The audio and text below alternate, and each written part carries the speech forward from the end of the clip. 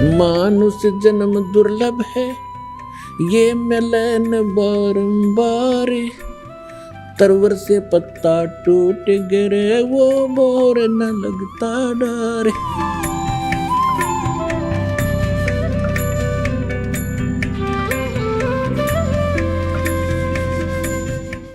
हम जिन भगवानों की भक्ति करना चाहते थे और जिनको हम सुखी मानते थे, उनकी ये हालत है।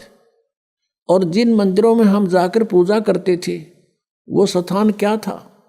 अब तत्व ज्ञान की इस रोशनी से अब हमें ज्ञान हुआ। अब जैसे कोई भी साधक है, क्योंकि ये आत्मा जब से भगवान से बिछड़ी है, कुछ ही समय के बाद इसको उसकी आवश्यकता महसूस होगी थी, और उसके बाद ये उसी दिन से प्रयत्नरत है, प्रयत्नशील है कि मुझे वो परमात्मा, वो सुख मिले जिसको मैं छोड़ के आई थी। तो यहाँ के इस झूठे सुख को इस काल ने आधार बता दिया। कबीर साहब कहते हैं, झूठे सुख को सुख कहे, ये मान रहा मन मोदे। ये सकल तभी ना काल का भाई, कुछ मुख में कुछ गोद। झूठे सुख को सुख कहे। झूठा सुख क्या है? पुत्र हो जा, पुत्री होगी, एक कार हो, एक कोठी हो जा, और फिर कोई पोस्ट मिले, या तो कोई अधिकारी ऊंचा बन जाऊं, या फिर कोई एमएलए, एमपी, मंत्री, मुख्यमंत्री, प्रधानमंत्री बनूं, ये आशा रहती है। अब परमात्मा कहते हैं, यहां 21 ब्रह्मांड में जिस तरीके से तू सुख ढूंढ रहा है, इस सुख नहीं है। और सुख भी कैसे होगा? जिन वस्तुओं को तू संग्रह करके प्राप्त करने की इच्छा से और संग्रह करता है, वो सुखदायी नहीं है। निर्धन सोचता है धनवान सुखी, धनवान को सोपन में भी सुख नहीं है। उसका बहुत बड़ा व्यवसाय होता है, पता नहीं कहाँ घाटा हो रहा है, कहीं लाभ हो रहा है। रात और दिन उसी चिंता में, टेंशन में वो सो जाता है, नींद भी नहीं आती है, फिर उठ जाता है। अब धनवान सोचता है ये राजा लोग सुखी होंगे, मंत्री, मुख्यमंत्री, प्रधानमंत्री, एमएलए, एमपी, इनको स्वप्न में भी सुख नहीं है। क्योंकि जो एमएलए या एमपी बनता है, वो बहुत से व्यक्तियों का नुमाइंदा होता है, और कोई ना कोई उसकी बाह पकड़ने रहे, चल मेरा काम कर। दिन में 100 आदमी जावेंगे तो 100 झूठ बोलनी पड़ेंगी उसने, वो इतना किस किस के काम करा देगा। और बैठा होगा घर, फोन पर कह देगा, कह दो बार जा रहा है, यानी टेंशन रहित नहीं हो सकता। यही स्थिति मंत्री और मुख्यमंत्री, प्रधानमंत्री की जानो।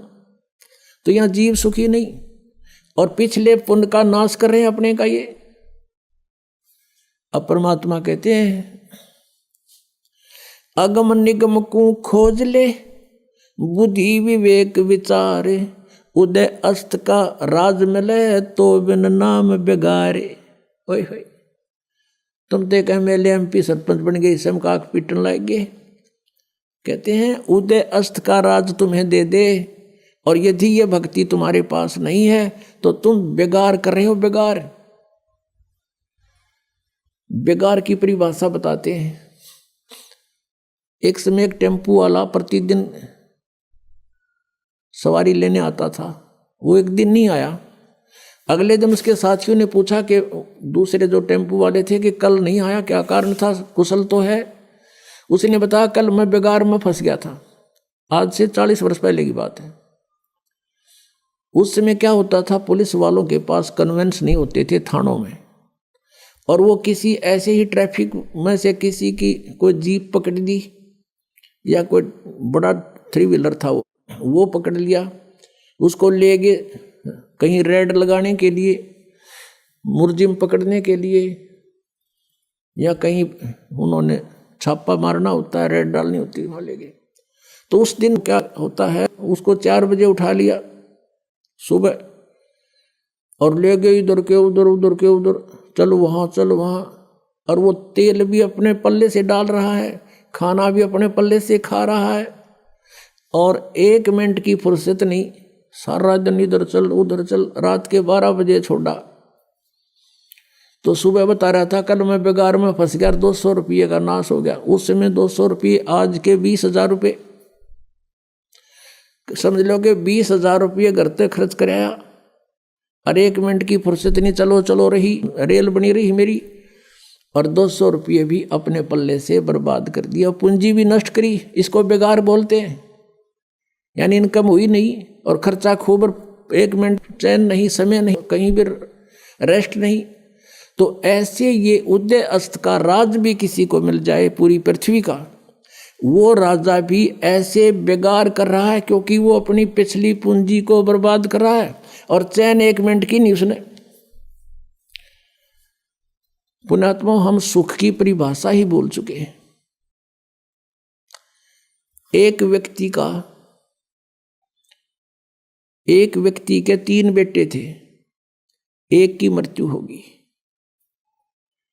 अब वो रोए बेचारा, उसको सांत्वना देने के लिए आए। उनमें से एक व्यक्ति ऐसा भी था जिसका एक का पुत्र था और उसकी मृत्यु भी 3 वर्ष पहले 4 वर्ष पहले हो चुकी थी।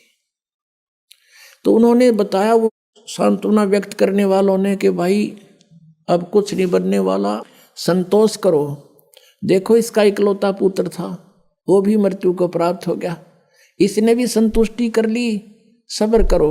उस व्यक्ति को जिसके 3 पुत्रों में से एक की मृत्यु हुई थी, राहत की सांस ली, रोना भी बंद कर दिया और फिर क्या सोचता है कि हे भगवान, इससे तो मैं ही अच्छा हूं, इससे तो मैं ही सुखी हूं, मेरा तो 2 और बच गए हैं, इसका तो एक ही था और वही मृत्यु को प्राप्त। बता, इससे उसने क्या मिल गया? क्या वो लड़का जीवित हो गया? तो ऐसे हमने अपना इस सुख की परिभाषा बदलनी पड़ रही है मजबूरी में। एक व्यक्ति कह रहा था कि मेरी पुत्री का जन्म हुआ, जन्म होते ही उसके गुदा नहीं थी, बड़ा चिंतित हुआ, खाना पीना छूट गया, इतनी टेंशन पूछो मत। हम ले गए मेडिकल में, सरकारी हॉस्पिटल पीजीआई में, उन्होंने एडमिट कर ली लड़की। वहाँ देखा 4 केस और थे ऐसे ही, फिर मुझे संतुष्टि होगी, ओहो चलो ये और भी है ऐसे ही। बताओ उसकी लड़की का कौन सी गुदा लाएगी उनको देखने थे। तो ये हमने न्यू देख लिया, और दुखी है तो हमने कोई चिंता नहीं, हम भी दुखी हैं, तो वो दुख को सुख मान लिया। तो परमात्मा कहते हैं झूठे सुख को सुख है ये मान रहा मनमोद, और ये सकल चबीना काल का, और कुछ मुख में कुछ गोद।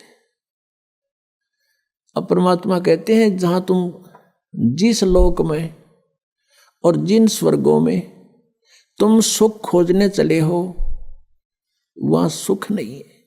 परमात्मा कहते हैं आगे गए ना बावड़े, रहते भी सब जान, बिन साहेब की बंदगी कहीं ठोर ठिकाना ना।